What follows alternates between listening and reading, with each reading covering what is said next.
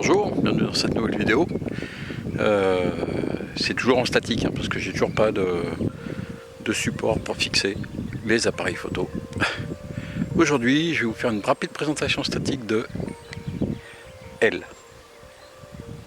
la petite Yamaha YBR 125 diversion qui me sert de copine à rouler. Alors, nous sommes sur une Yamaha YBR diversion 125 de 2006. J'espère qu'on la voit bien. Ça fait partie des rares modèles puisque cette version avec le carénage avant n'existait qu'en 2005 et 2006, donc uniquement des versions avec carburateur. La mienne a un peu plus de 34 000 km, il y a toujours mes sacoches que vous avez vues en vidéo récemment. Et puis quelques petites améliorations, notamment les phares additionnels avant, si vous avez regardé le petit short que j'ai publié. Je vous montre les autres petites choses après. Alors c'est un modèle standard qui a la redoutable puissance d'environ 10,2 chevaux. Ouais, je sais, ça fait un peu ridicule. Par contre, la version diversion, c'est 110 kg. Donc vous avez une moto qui reste très légère, très agréable. Bon, moi j'ai mes sacoches parce que j'ai pu, d'origine il y a des écarteurs de sacoches dessus, donc ça évite de toucher les amortisseurs et tout le reste. Il y a le petit porte-bagages chromé à l'arrière. Il y a son magnifique moteur. Il y a la bulle. Et là je peux vous assurer que la bulle, clairement, ça change beaucoup de choses. Il y a bien évidemment le petit Kenny qui m'accompagne partout, et j'ai rajouté des bricoles, un écran Android Auto derrière la bulle. Donc c'est un modèle 5 pouces, on trouve ça autour de 40 € chez les asiatiques. Alors je voulais pas connecter là parce que le téléphone que j'ai pris malheureusement ne veut pas d'Android Auto.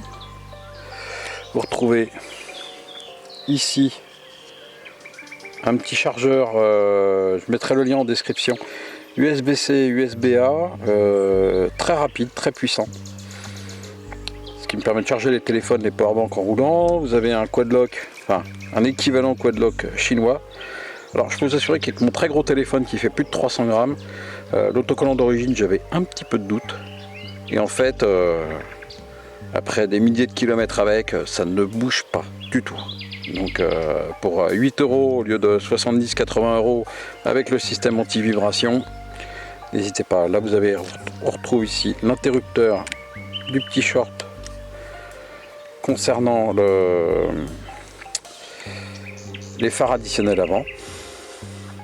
Et c'est tout principalement ce que j'ai apporté à cette moto. Et maintenant je vais vous présenter la particularité de cette magnifique machine que vous ne retrouverez sur aucune autre YBR. Suspense.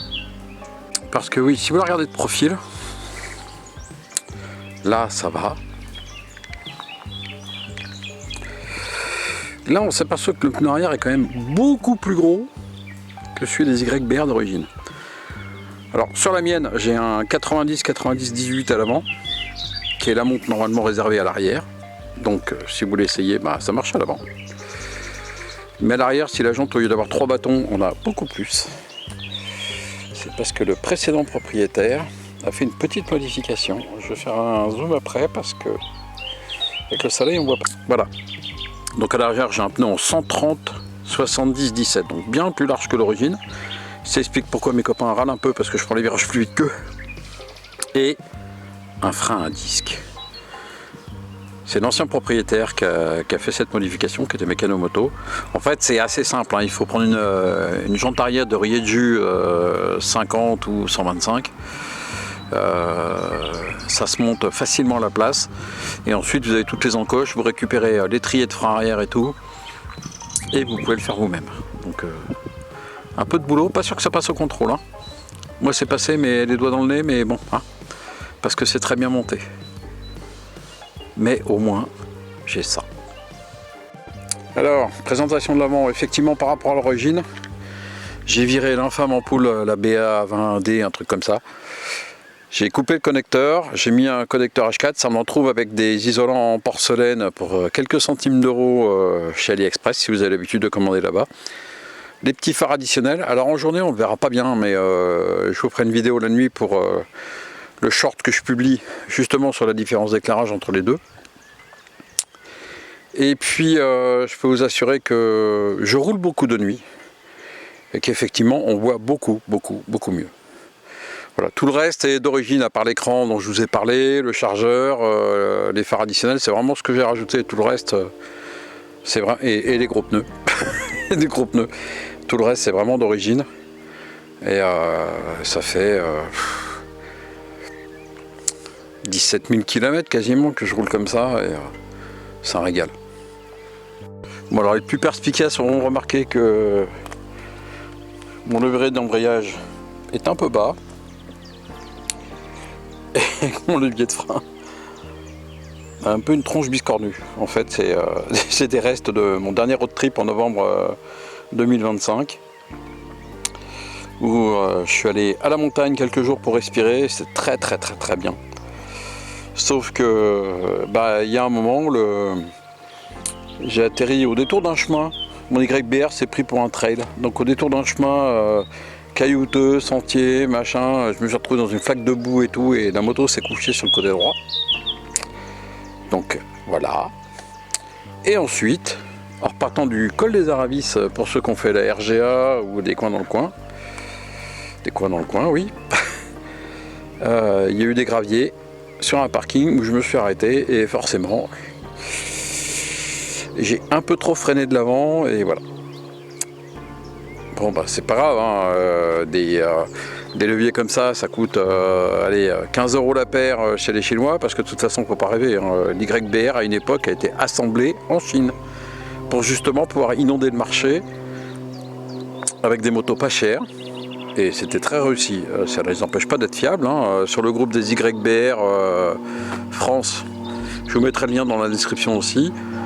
Il y a des gens qui ont dépassé 200 000 km, il y a plein de gens qui ont dépassé 100 000 km, donc un peu d'entretien et puis ça roule. Alors question entretien, effectivement,